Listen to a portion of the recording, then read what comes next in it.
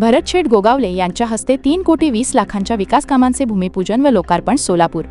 महाराष्ट्राचे रोजगार हमी व फलोत्पादन मंत्री भरत गोगावले यांच्या हस्ते आज सोलापूर महानगरपालिका प्रभाग क्र. 16 मध्ये 3,20,00,000 रुपयांच्या विकास कामांचे भूमिपूजन व लोकार्पण सोहळा मोठ्या उत्साहात पार पडला।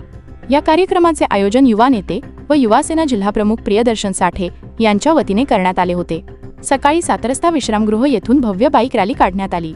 त्यानंतर जयशंकर तालीम मोदीखाना समाज मंदिर जांबनुनी मंदिराजवळील विकास कामे न्यू जगजीवनराम झोपडपट्टीतील सार्वजनिक शौचालय दुरुस्ती पोस्टल कॉलनी शेजारील मैदानात मुलांसाठी खेळणी रत्न दीपक कृषी विकासई एस.आय. सह्याद्री जुषागांदीप सोसायटी येथे सीसीटीव्ही बसवणे 7 रस्ता येथील विलायक सभागृहात कॉन्क्रीट रस्ता करणे 5 कंदील मोदी येथे रस्ता काम ओपन जिम साहित्य चिंतलवार वस्तीतील समाज मंदिर हुडकोतील पेविंग ब्लॉक सोबीबगर मोदी स्वाना समाज मंदिर आदी अनेक विकास प्रकल्पांचे भूमिपूजन व लोकार्पण करण्यात आले।